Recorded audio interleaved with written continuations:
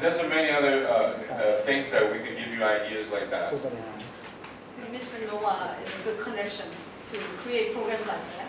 To when teams come from the States to have how the students interact with English people. Question, in your schools, how many English books do you have? I mean, do you have many English books? Yes? Little, very little, just textbook only, or do you have reading books in English?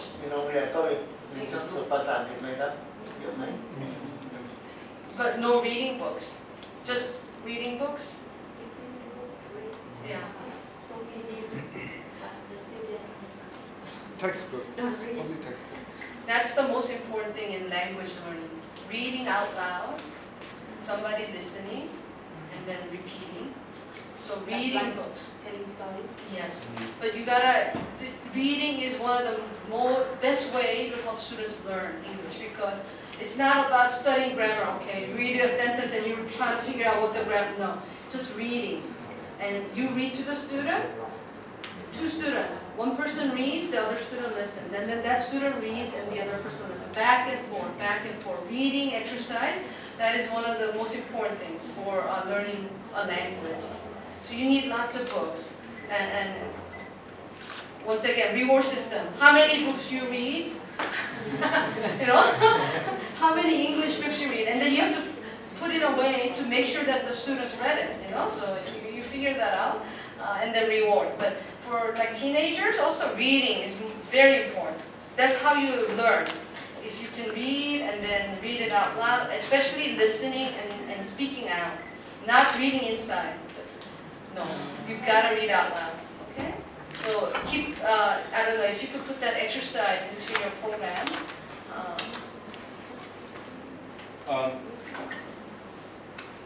This is one I mentioned about reading. That's actually the most important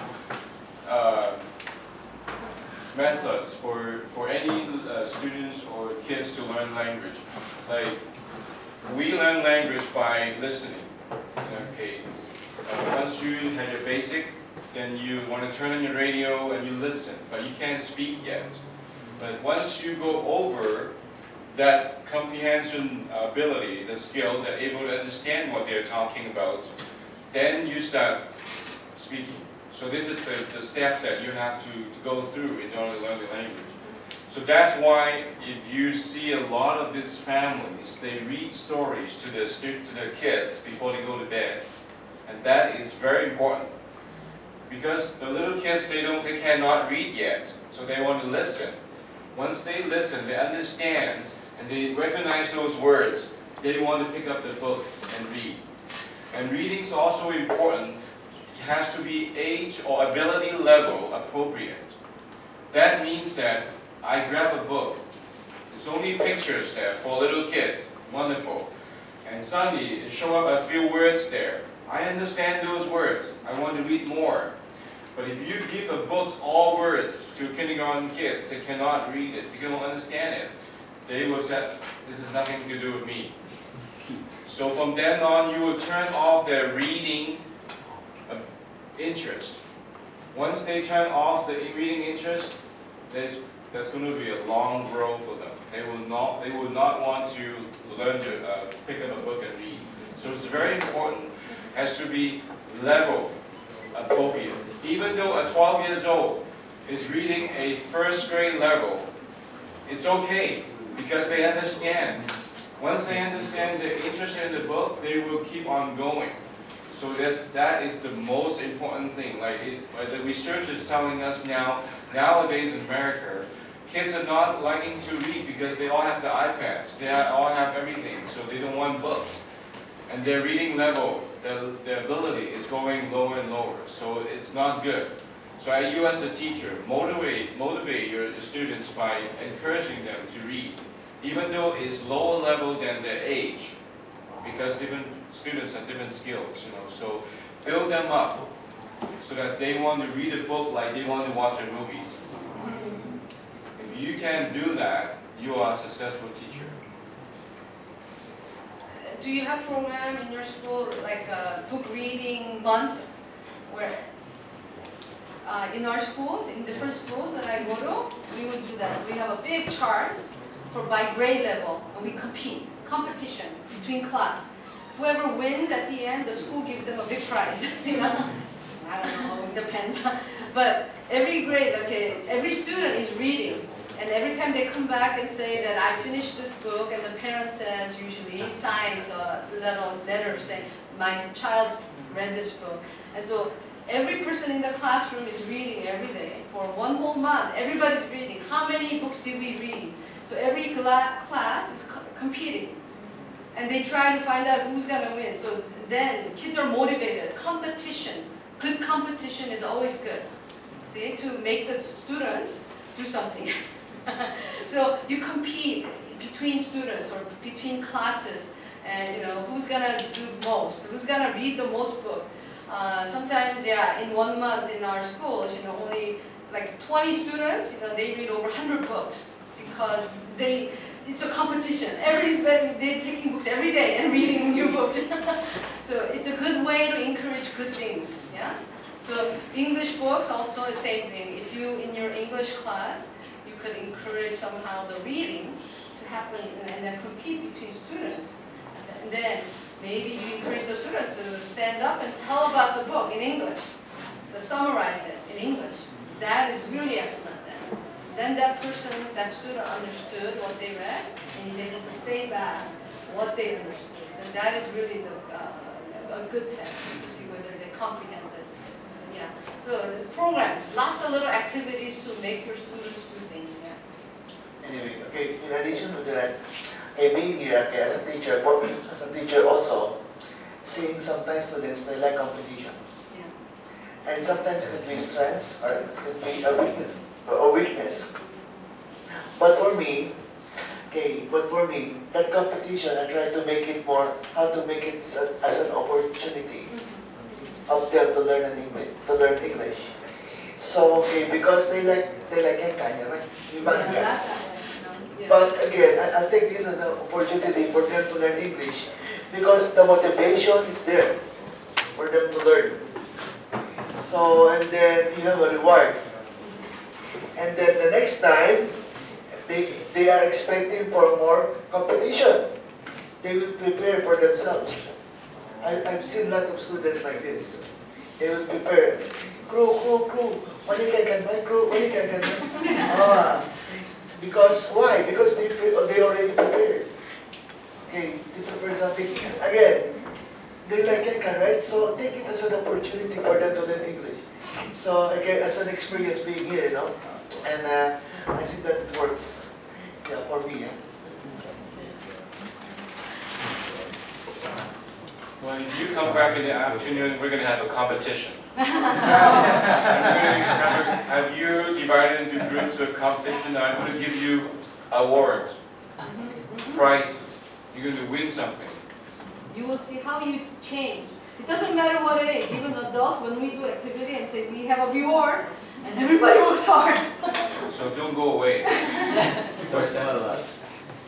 I think it's not just only the competition, but we should have a kind of reward in order to make them to encourage them to get to learn.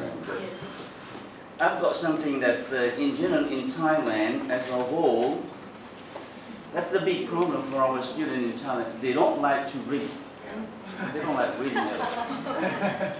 Yeah, this is one big problem. Yeah, we have a lot of books. We can say in some school we have got a lot of books.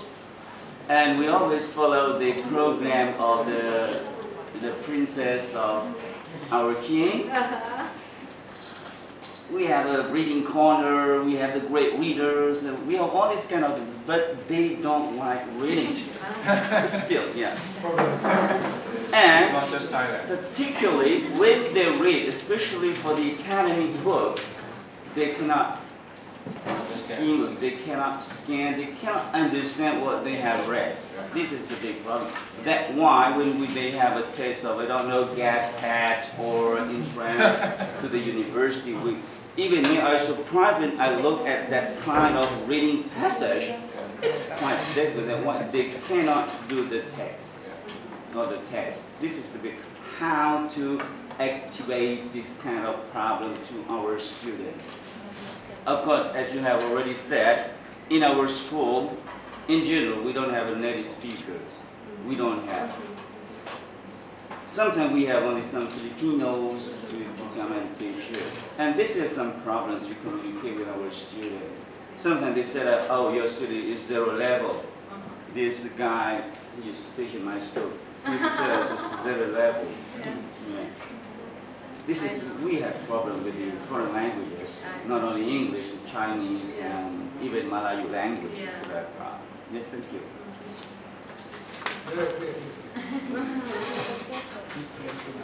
Yeah, this problem is not just in Thailand. It's actually the young people these days, in America too, the reading interest actually is decreasing after the multimedia, world kind of developed to the point that everybody has an iPad, iPhone, so they just don't want to grab books.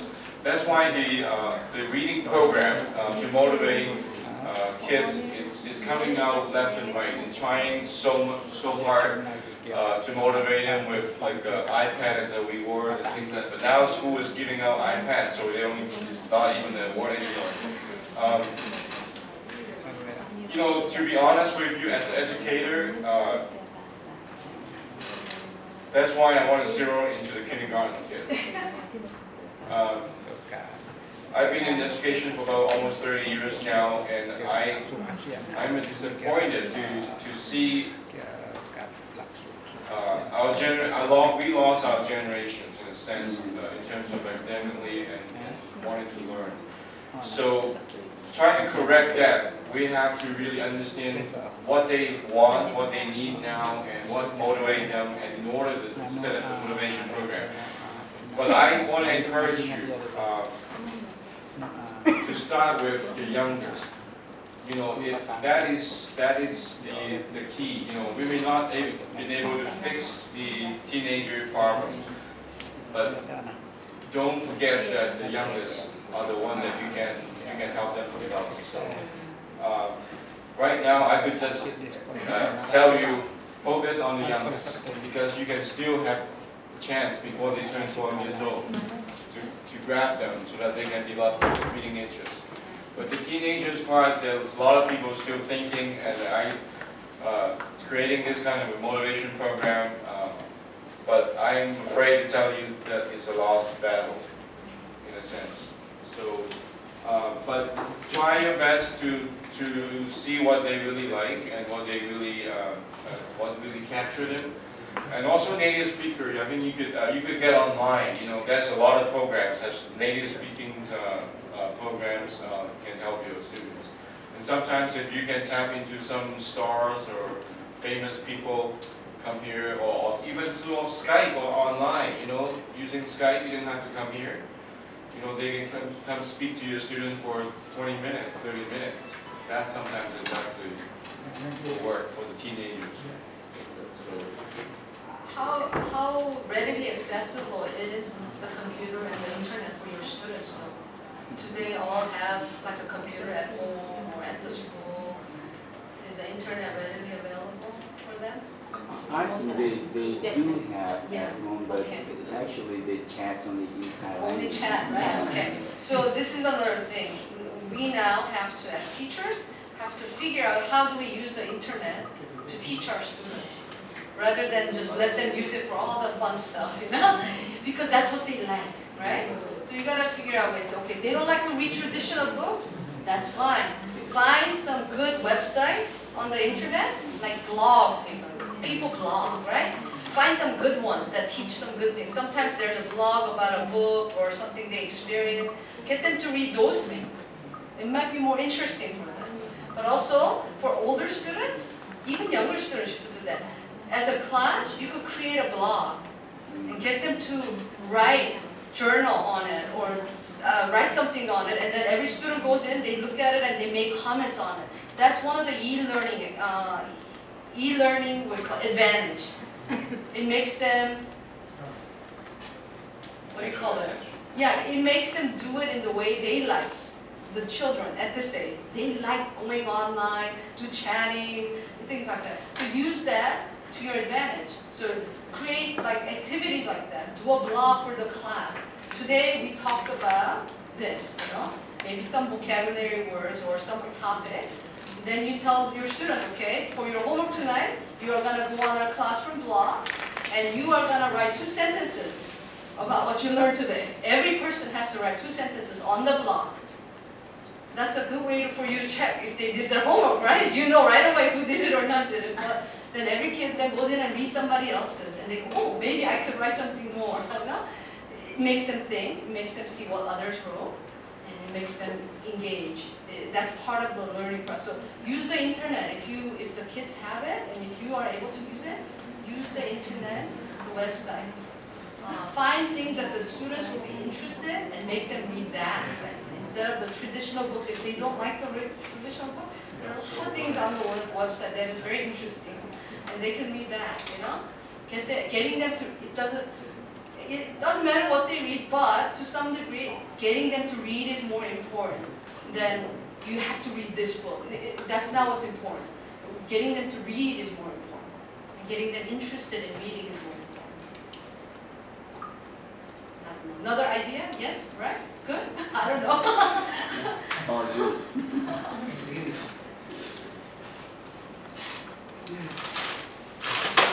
It's lunchtime. Maybe 12 o'clock? Yes, needed. They need a break. We've been sitting for 2 hours.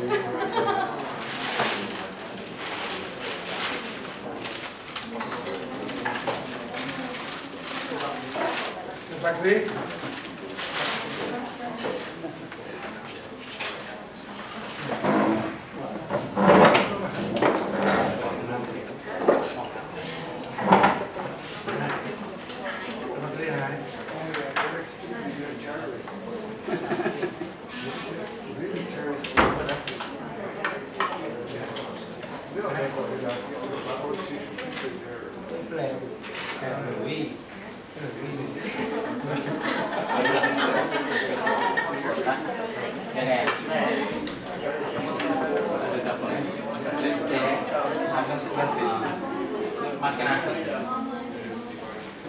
Take a break for a few minutes.